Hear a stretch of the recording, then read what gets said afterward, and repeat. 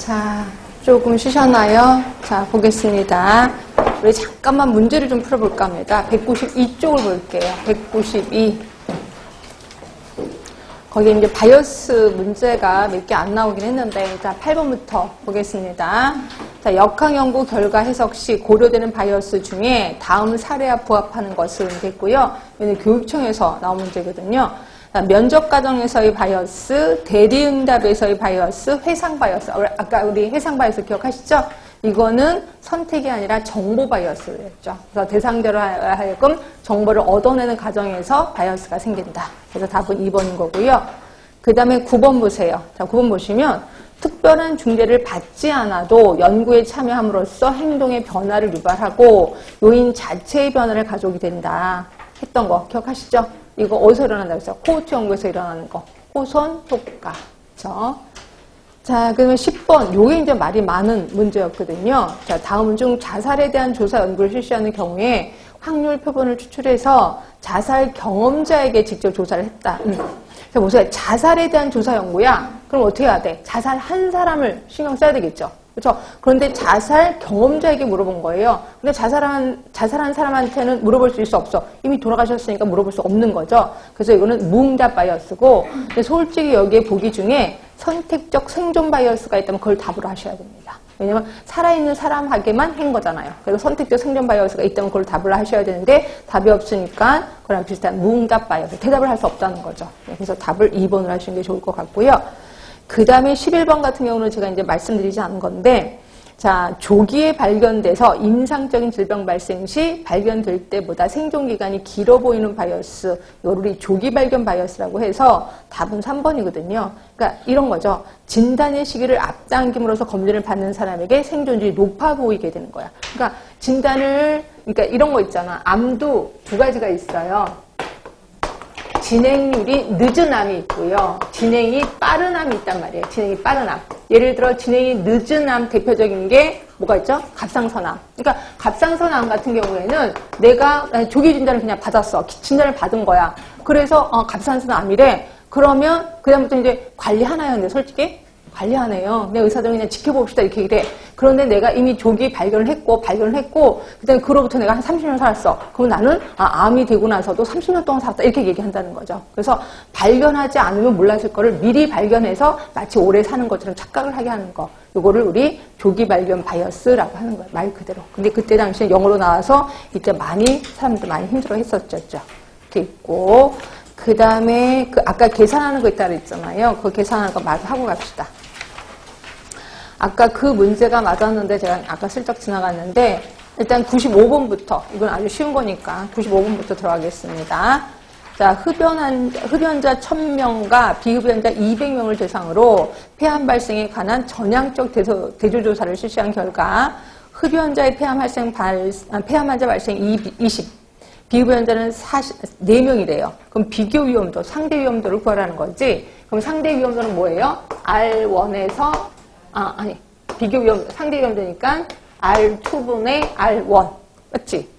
아니, 맞나? 상대 위험도. 맞죠? 기속 위험도가 아니니까. 자, 그러면 R1이 뭐였었냐면, 1000명 분의 20명. 예, 그리고 R2가 1000명 분의, 2000명 분의 몇이에요? 4명. 이렇게 해석하면 되는 거죠. 그래서 계산만, 산수만 하면 답이 나올 겁니다. 자, 그래서 답은 4번이었고요. 자, 그 다음에, 답이 4번이 맞지? 자, 그 다음에 102번으로 가세요. 102번. 자, 요게 이제 말이 많았던 문제 중에 하나인데, 이게 이제 서울시에서 나온 겁니다. 어느 질병 연구에 측정해서 비교 위험도가 2래요. 비교 위험도가 2니까 뭐예요?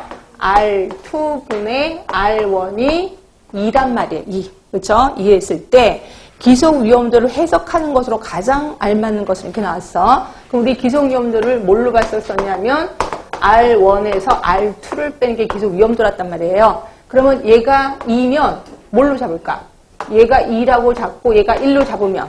그렇죠? 그럼 얘는 2에서 1을 뺀 거지. 그럼 1이라고 보겠네 라고 생각하잖아요. 그래서 답은 그러면 기속 위험도는 1, 0.1 또는 10%다. 그래서 답을 3번이라고 하지. AR. 그러니까 기속 위험도는 1 또는 100%이다 라고 해서 답을 3번으로 해야 되는데 뜬금없이 답은 2번이에요. 그럼 이게 왜 그래요? 라고 했는데 아까 혹시 기억나세요? 기소위험들을 기소위험 100분율로 생각하기도 한다 라고 했잖아요. 근데 잠깐 보세요. 이걸 2하고 1로 잡고 그럼 답이 2야. 근데 4하고 2로 잡는 경우도 있지. 그러면 얘가 2 똑같죠?